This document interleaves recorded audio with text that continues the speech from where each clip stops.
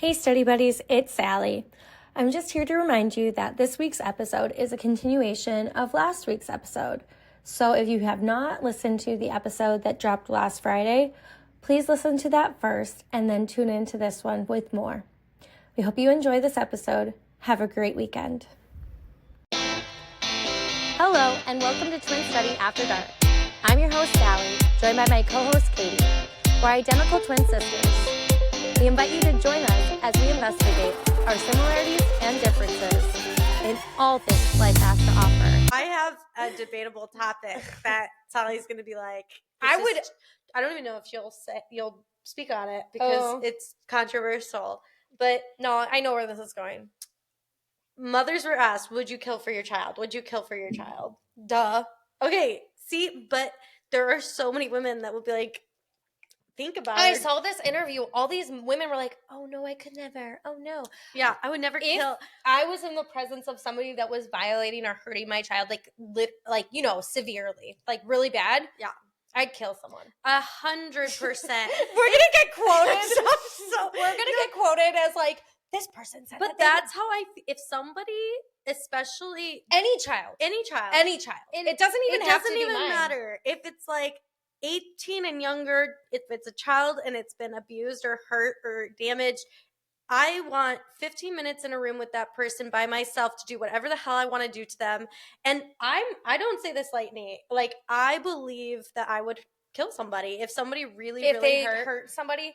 Oh gosh, yeah. To a child, like the most innocent. I'm pretty squeamish, so I don't think I could hurt someone for long, but I would hurt them enough. Anyways, when I saw that reel of women saying, I could never, I was like, are you serious? If there's any reason to kill anybody, it's because of your child. That is, though, I want to say one thing about Aquarius, the reason they are supposedly in this world is to be the face of karma for others. Oh. So when people meet in Aquarius, they're meeting their karma lots of times. So I'd be like, I'm your karma, bitch. No, if they hurt my own child, oh gosh. There is no anger like a mommy's wrath. Oh, definitely. And I think those girls are probably not actually mothers because I'm such a pit bull. Like, yeah, I don't know. Anyways, okay. Moving forward. So anywho, but we're nice to like everybody else. Just the people that do terrible things in life, I have no heart for. Okay. Yeah. Oh my goodness. Okay. I could go into so many different. Okay. So now it's your turn to find one. Okay. I just opened a page randomly and picked a number. Okay. Oh, okay. Forgive quickly. Okay, No. we just talked about killing people. No, which I would never do unless it was extreme circumstances. Forgive quickly. No, I don't believe you need to forgive people either. I don't believe you. We're very jaded. Oh my goodness, so I don't believe in that you have to forgive either. Jaded. But I do think forgiveness is for you. So if you want to move on, it is for you. And also, I talked to a psychic. Yeah. Wait, let me think. Was this a psychic or a therapist? They're like very similar in my mind. But she said that as long as you have some remorse about something or you eventually make amends, which my thing is, I'm never going to forgive the people that did me wrong. Like if they really did me wrong, I'm not doing it. I'm not bringing them back in my life. But if you feel the remorse about the situation, you will still move on to an enlightened state. So there's that. Yeah. I got the answer I needed. Yeah. But honestly, forgiveness is for you. That's terrible advice.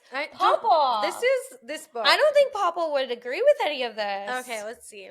Okay. What's next? Why are you reading through it? Just read the first thing you see. Okay. Don't call a fishing rod a pole, a line a rope, a rifle a gun, or a ship a boat. What? Let me see this. Okay, wait. A fishing rod, a pole, a line, a rope. I don't know. That has to be like an inside joke with boys. I don't know. I'm going to the next one. Why can't we just call those things? You're really skimming through these. Remember that great. I'm trying to find a good one because we've denied most of these. Oh. Remember that great love and great achievements involve great risk. I do believe that. That's like a Harry Potter quote. Yeah, I know. With great risk comes great reward or something. Yeah. Yeah, I mean, I agree I do agree with that one. Okay. If you feel scared about anything, I always say just do it because it's a good sign that you're feeling that way. Yeah, if you have that kind of fear, it's probably just like go for it. Go through it. Knock away that fear. You'll get something even better. Oh, put a love note in your wife's luggage before she leaves on a trip. Oh, Adam does do that, and it always makes me so happy. That is so sweet. Yeah, I love that. that's really cute. My partner needs to put a note in my luggage. Maybe your son can do that. Oh, yeah. Yeah, getting stuff from the kids is really sad though, because then you start missing them. Yeah. Call 3 friends on Thanksgiving and tell them how thankful you are for their friendship. Oh, that's cute. That is, I always call one friend for sure. I always think it's because we've been drinking all day. It's her ex-boyfriend. No, it's my roomie from college. No, oh my God, this is a great one. Okay. Never fry bacon while naked.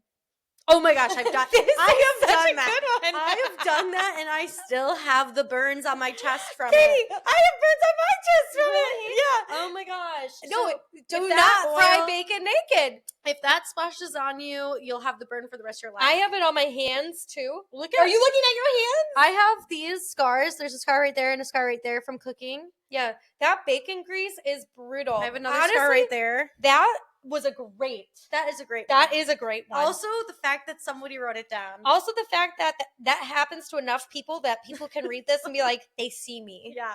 Like, I can't believe this writer probably went through the same thing we went. I know. Right? Because they cook bacon naked. Spend time with lucky people. I think that's funny. Oh, that is one of, okay, so opposite of Icks, turn-ons. Lucky people. Lucky people I'm so turned on by. And because I believe that I'm a lucky person. Yeah, what did all your friends from college call you?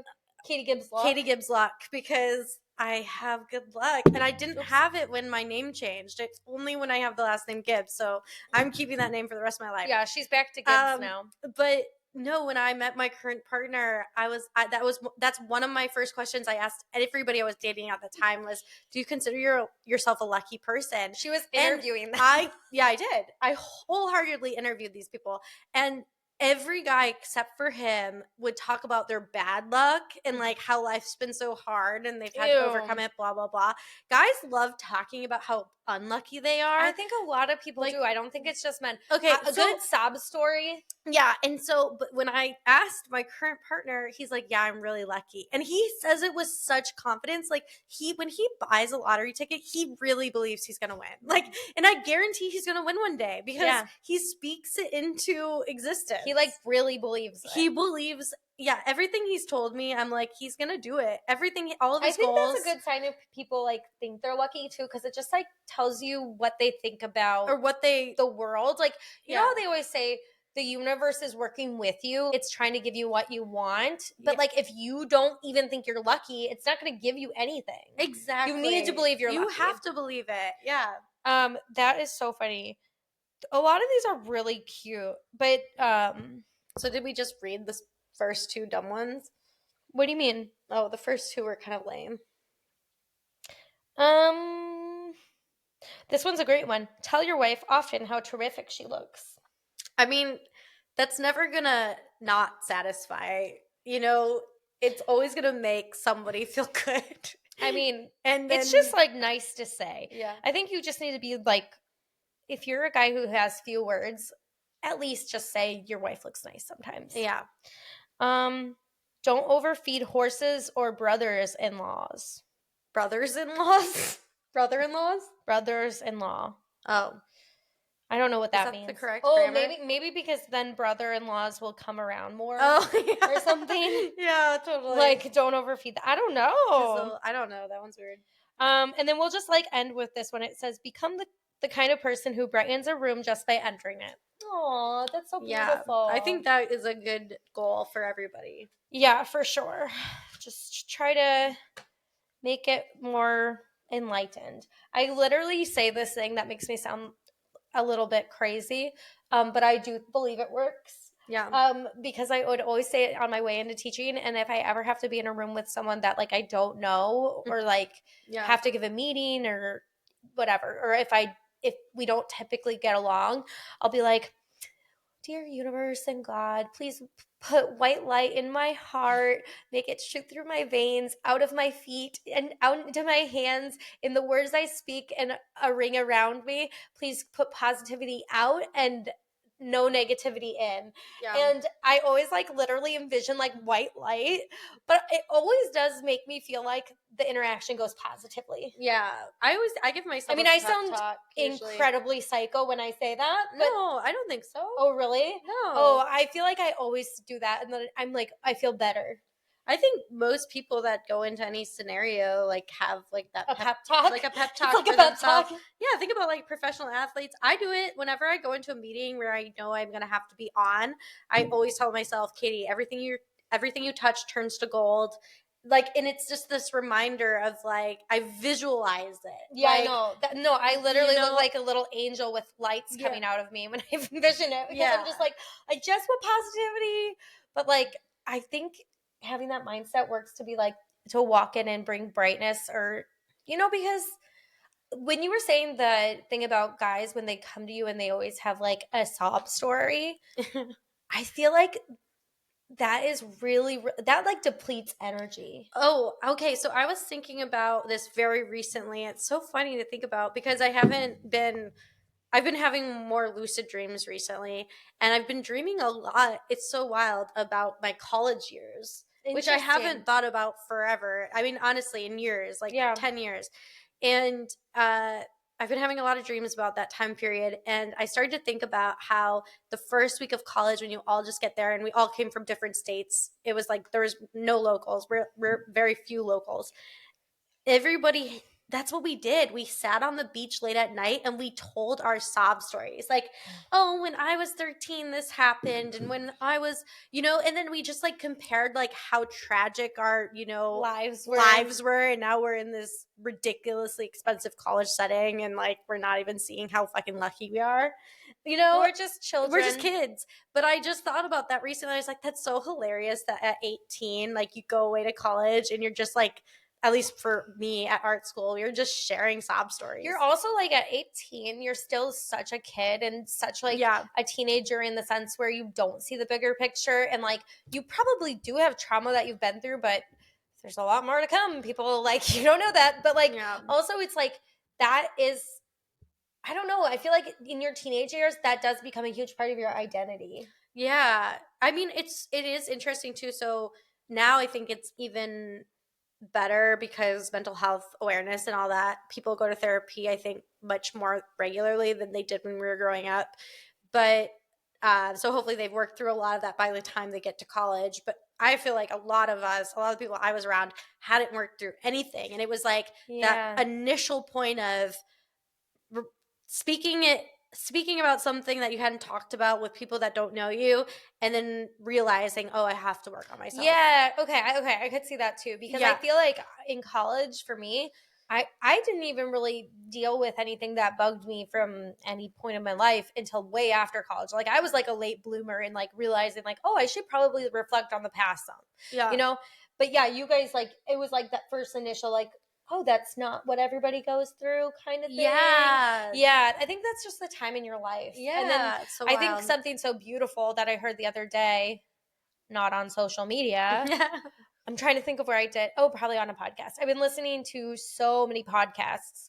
But they were saying like something so beautiful that our generation is doing is that they're giving their children the gift of like a healed parent, or if it's not a fully healed parent, it's a parent that's actively working on trying to heal parts of themselves. And even that is beautiful for your kids to see.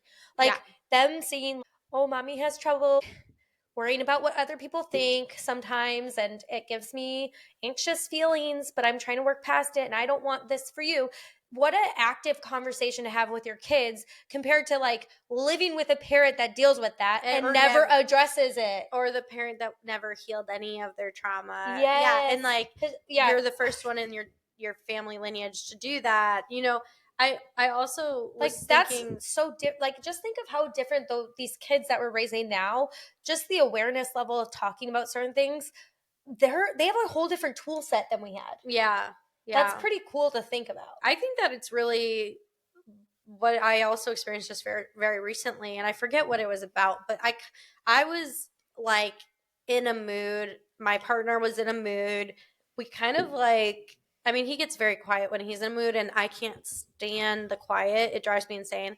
So, anyways, but my son, I could tell, picked up on it, and then like we worked through it in front of him, and it's like we still, we were able to show like everybody has these moments, like sometimes you're going to be annoyed with Oh my somebody gosh, and then you 100%. hug each other afterwards, but so many people, at least like we never saw our parents fight. No, and I feel like when you go to therapy, that is oftentimes a question they ask. Like, Yeah. did you ever see your parents fight growing up? Yeah. And I remember when I was young, I would always say, no, I never saw it. And I thought, wow, what a win. You never saw them fight. Yeah. But now as an adult, I'm like, oh my gosh, I don't have any tools for this because Yeah, I don't know how to I've work never with seen my conflict. parents fight. I've literally never seen them fight. Yeah. Like, I've seen like maybe once somebody get mad at someone, but like, Yeah. think of what you're giving your children by giving them nothing. I Like, mean, how do you even react? I think having disagreements in front of your children and working through them in front of your children is so beneficial. And one of my good friends, her parents, she speaks so highly of them and saying that they always did that when they were younger. And I could see that she was better at problem solving. I could see that as an adult, she didn't see everything. It's so fatalistic. Like, this is going to be the end. Like, if they have an argument, dad's not coming home that night. It was like, no, like they work through it and they hug each other 100%, and, yeah. I also think that, and this is probably, I'm going to split this into 2 episodes probably. Yeah. Debatable topic, is it good for your kids to see you arguing with your spouse or getting in disagreements? Yeah. And right now we're kind of saying the pros to it.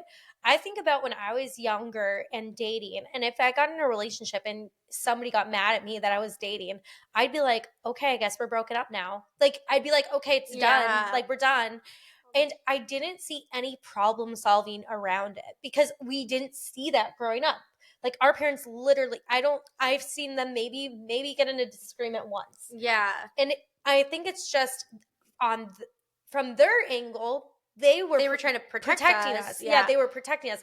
And I think a lot of people our age had parents like that who were trying to do better than their parents and what they saw. What did they see? Like them getting hit or, alcoholism or whatever. Yeah. And so they're doing better by trying to be like, we're not going to do this in front of our kids. And I think what I've come to realize is I really think there's a right way to go around it. Like, I think there's a way to do it that's beneficial. Like, I always think, I think I had heard something once, like, fight in the dark but apologize in the light or something like that. Yeah. Which it's going to get really bad, obviously. Don't do it in front of your kids. But I always make sure to do apologies in front of the children. Yeah. Like, if they can sense something's off with me and Adam, we always do apologies in front of the kids. Yeah. And my biggest thing is, and I've seen this with our oldest, Susie, she's incredibly like, energies around her really affect her. Yeah. So, like, if you're in a negative headspace, she's going to internalize it.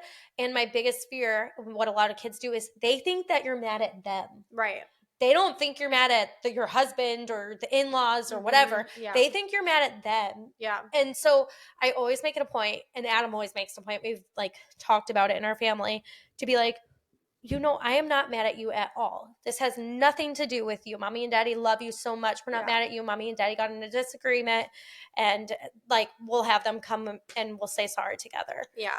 But I mean, I think that I also know from my own, at least from my personal therapy experience, is that a child associates themselves with their parent no matter what. Like, they're gonna do that unaware, even if you don't say, oh my gosh, you're so much like your daddy, they associate themselves with their daddy. So don't criticize the character of, either parent, especially in front of the child, because then it almost feels like a criticism to them, or like, I'm also like daddy, so I'm also bad, or I'm also like mommy. So it's like, you have to be so specific and particular about what you're letting your child witness. But that is something that I don't even like, and this I think is a debatable topic. I don't even like when anybody says, oh, you're so much like your aunt so and so, or there's your daddy. Like when they watch the child, like that's his daddy in there. Because I don't think a child's personality and being should be tied to anybody but themselves. And I would go like they're so separate. And it's like I don't know how people do it in like they're trying to say positive sometimes, but I'm like, this is so damaging because in my opinion, the child either is going to live up to that person or they're going to see the negative traits about that person and be like, am I like that as well? It's just let the child be its own individual child. Yeah, Stop saying like, oh, you're so much like so and so. I just think that is so like out of date, inappropriate, should not be happening. I think that's inappropriate too, but I know that you say it in terms of like being divorced and being like, I'll never say anything bad about his father because I know he internalizes that's a piece of him. Mhm. But I even go as far as saying the people you bring into your own home and surround yourself with, if you're around friends that are like being like, oh, Sally, you're so stupid or whatever. Yeah. Don't put your kids around that because Yeah. that's a piece of like, you don't want to be exposing them to people that don't look up to you, like that aren't kind to you and respectful of you, like I said, like family members or whatever.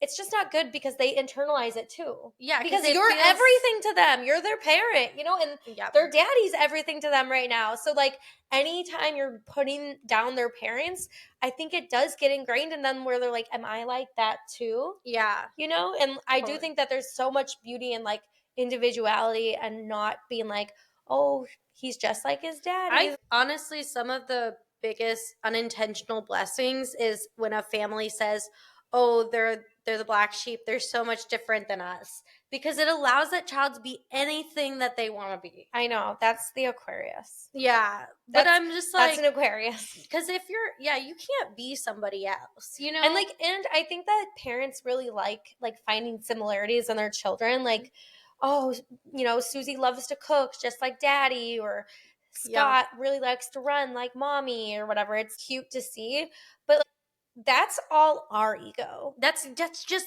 exactly. That's like feeding they your don't ego. need that, you know. Like they don't get, they don't feel good when that's said or whatever.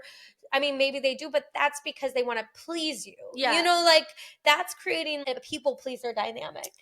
I'm trying to think of the cute things my kids have said lately. I don't know. All my kids had a mental health day today. The big one stayed home from school. I don't know. I'm having trouble because my oldest is saying she doesn't want to go to school, and that's very unlike her. And it's hard being a parent.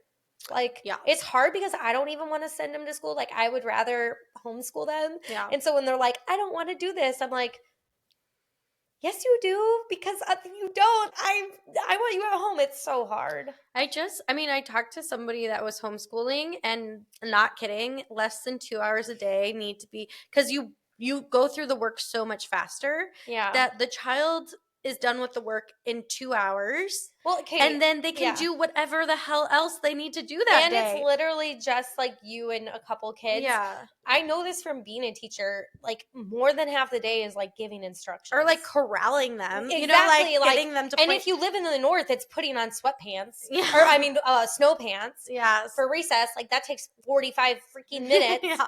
Especially with kindergartners. So it's like it's hard being a parent, and like I think that being a parent really is making me see lately that childhood is really hard and you kind of black it out. Yeah. I was thinking how I think our mom always gave us mental health days if we got like, if we mentally weren't doing well. If we were needing a mental health day. Yeah, for the reason because you weren't not like you were crying, and I don't know, probably more than half the times in high school it's because we had our periods. But I was just thinking, oh, I could, like this morning when she asked to stay home for the 80th time, I was like really thinking, should I just force her to go? And then I was just like, I can't just force her to go. Like this school doesn't seem that important to me. So the only reason I force my son to go is, and this is really the only reason, is because I have to go to work. Otherwise, I don't believe in the education system enough to force my child to go. Like, what are they going to miss today? Or also, that's gonna, like, yeah, no, it's like, I don't, it's really hard. you know, and that's kind of, I think that's a deeper conversation is like, I don't believe in the system. It sucks. It's really hard. I honestly, like, I don't want to homeschool all four of my kids. I wish, but Susie was the one that really loved school and like always fits in with the crowd. And she's the one saying it. So I'm just like, holy shit, it is just going to get harder. Yeah.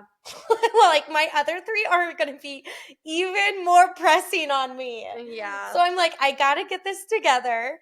But yeah, being a mom is hard. We'll cover that more one day. All right. Cheers to mental health. Yep. And we hope everybody has a great week. And take those mental health days. Hi everyone, it's Sallie. We're going to leave our story there for today and pick up next week on Twin Study After Dark. If you've enjoyed our podcast today, please rate, review, and subscribe. We'll meet again next week for more Twin Studies.